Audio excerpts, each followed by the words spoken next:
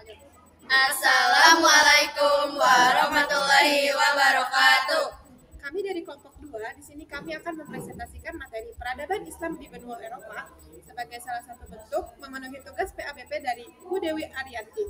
Sebelumnya, izin memperkenalkan diri, nama saya Fani Rahmafiah dan rekan saya. Nama saya Dian Fariska Lestari. Nama saya Zahra Uliana Fianti. Nama saya Salwahania Zahra. Baik, kita langsung saja ke materinya.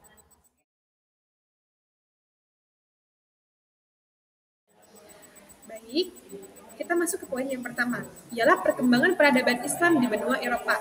Perkembangan peradaban Islam di benua Eropa itu pertama ditandai dengan penaklukan wilayah Spanyol Andalusia oleh pasukan muslimin pada abad ke-8.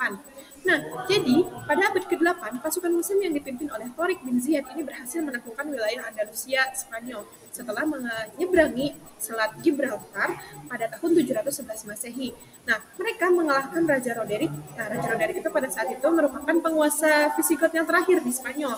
Nah, akhirnya keberhasilan ini dipicu oleh perselisihan internal di kerajaan Visigot yang kemudian akhirnya membuat pasukan muslimin bisa melancarkan serangan dengan relatif mudah.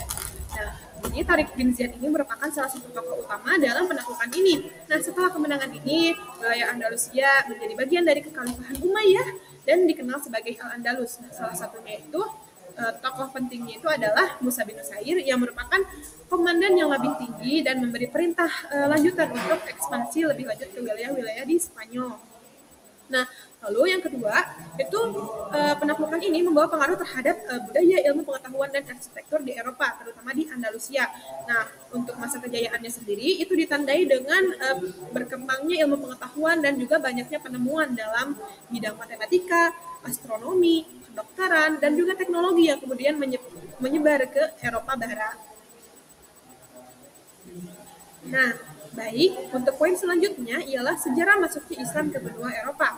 Nah, berdasarkan realitas sejarah, masuknya Islam ke benua Eropa itu terdiri dari 4 periode. Yang pertama itu masa kekhalifahan Islam di Spanyol, Andalusia selama kurang lebih 8 abad dan pemerintahan umat Islam di beberapa pulau, yaitu Prancis Selatan, Sisilia, Italia Selatan. Dan kemudian kekhalifahan Islam ini berakhir pada tahun 1492. Pada tahun 1492, kekhalifahan Islam ini berakhir setelah Raja Kristen Ferdinand dan Isabella ini berhasil merebut Granada, kota terakhir yang dikuasai Muslim, dan memaksa khalifah terakhir dari dinasti Umayyah II, yaitu Abu Abdillah, untuk menyerah. Nah, setelah itu, umat Islam di Spanyol itu diberikan 3 pilihan, yaitu masuk Kristen, meninggalkan Spanyol, atau dibunuh. Nah, banyak yang memilih untuk pindah ke Afrika atau bahkan ke Amerika. Selain itu, pada abad ke-11, bangsa Norman juga menaklukkan wilayah yang dikuasai Islam di Sisilia, Italia Selatan, dan juga Prancis Selatan. Kemudian pemerintahan Islam di wilayah ini pun berakhir. Lalu untuk poin yang kedua, yang kedua ini itu untuk periode yang kedua pada abad ke-13. Tentara Mongol yang dipimpin oleh dinasti Han menyebar luas dan menguasai wilayah besar. Penguasa Mongol ini memeluk Islam dan kekuasaannya itu berpusat di sekitar sungai Volga, dekat Laut Kaspia dan Laut Tengah. Mereka itu meninggalkan banyak penduduk muslim, terutama orang-orang Tartar di wilayah sekitar sungai Volga, Kaukasus, dan Crimea.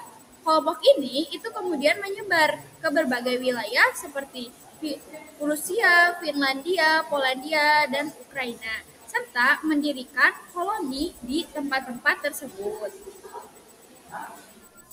Oke, selanjutnya itu sejarah masuknya Islam ke benua Eropa.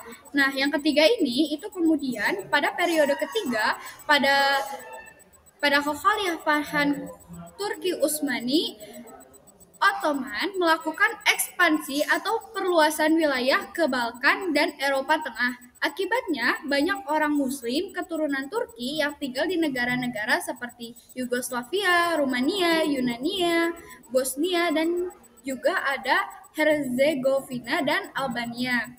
Di Albania, itu umat Islam menjadi mayoritas penduduknya hingga kini.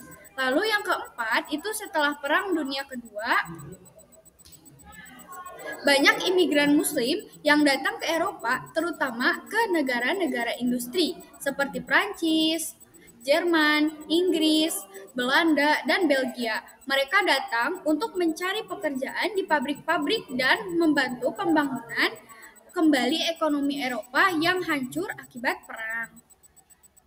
Oke, selanjutnya tokoh penyebar peradaban Islam di benua Eropa. Nah, di sini yang pertama itu ada Musa bin Nusair. Nah, Musa bin Nusair itu adalah seorang panglima perang yang gubernur yang sangat berpengaruh pada masa pemerintahan Bani Umayyah.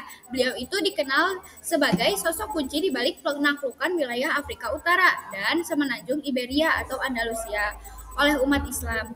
Asal-usul karir beliau itu yang pertama, Musa bin Nusair itu berasal dari suku Arab atau Asli dan lahir sekitar 640 Masehi. Lalu karir militernya, beliau itu memulai karir militer pada masa pemerintahan Khalifah Muawiyah bin Abi Sufyan. Musa bin Nusair itu ikut serta dalam penaklukan Siprus dan berhasil membangun benteng-benteng pertahanan di pulau itu. Lalu gubernur Afrika Utara. Kemudian beliau itu ditunjuk sebagai gubernur Afrika Utara di bawah kepemimpinannya. Wilayah ini itu berhasil ditaklukkan dan dipersatukan di bawah kekuasaan Islam. Lalu selanjutnya penaklukan Andalusia. Tariq bin Ziyad, Musa bin Nusair itu memerintahkan Tariq bin Ziyad untuk memerangi Selat Gibraltar dan menaklukkan wilayah Andalusia, Spanyol bagian selatan. Nah, lalu pertempuran. Tariq bin Ziyad itu berhasil meraih kemenangan dalam pertempuran Torik pada tahun 711 Masehi, mengalahkan pasukan Visigoth yang memerintah wilayah tersebut. Lalu selanjutnya ekspansi. Setelah kemenangan ini, wilayah Andalusia berhasil ditaklukkan secara bertahap oleh pasukan Islam di bawah kepemimpinan Musa bin Nusair. Lalu selanjutnya ada warisan. Warisan dari Musa bin Nusair ini yang pertama itu ada pembukaan jalan ke Eropa. Menaklukkan Andalusia oleh Musa bin Nusair itu membuka jalan bagi ekspansi Islam ke Eropa.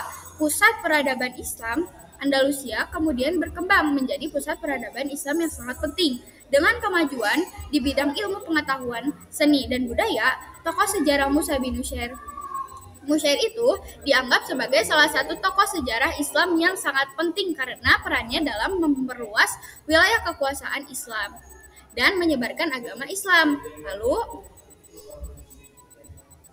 Musa bin Nusair itu adalah seorang panglima perang yang cerdas dan strategis. Kepemimpinannya yang kuat dan keberaniannya dalam menghadapi tantangan membuat beliau berhasil menaklukkan wilayah-wilayah yang selalu dikenang dalam sejarah Islam. Baik, untuk tokoh selanjutnya ialah Tariq bin Ziyad. Tariq bin Ziyad merupakan seorang panglima perang Muslim yang terkenal dalam sejarah karena memimpin penaklukan semenanjung Iberia yang meliputi wilayah Spanyol, Portugal, dan sebagian kecil Prancis Selatan. Dan pada awal abad ke-8 Masehi. Peristiwa bersejarah ini menandai dimulainya era kekuasaan Islam di wilayah yang kemudian dikenal sebagai Al-Andalus. Lalu bagaimana asal-usul dan karir awal Tariq bin Ziyad?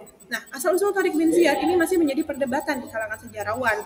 Ada yang berpendapat bahwa ia itu berasal dari suku Berber di Afrika Utara, dan juga sementara lain menyebutkan bahwa Tariq bin Ziyad itu merupakan keturunan Arab ataupun Persia. Nah, lalu untuk karir militernya sendiri, sebelum memimpin penaklukan Andalusia, Tariq bin Ziyad ini telah menorehkan prestasi dalam karir militernya. Ia dipercaya oleh Musa bin Nusair, gubernur wilayah Afrika Utara pada saat itu, untuk memimpin pasukan dalam ekspedisi ke semenanjung Liberia. Nah, pada tahun 711 Masehi, Tariq bin Ziyad ini menyeberangi Selat Gibraltar dengan pasukannya yang jumlahnya jauh lebih sedikit dibandingkan dengan pasukan Visigoth yang memerintah Andalusia pada saat itu. Lalu kemudian pertempurannya itu terjadi pada saat Tariq bin Ziyad ini berhasil mengalahkan pasukan Visigoth yang kemudian mengalahkan pasukan Visigoth yang dipimpin oleh Raja Roderick.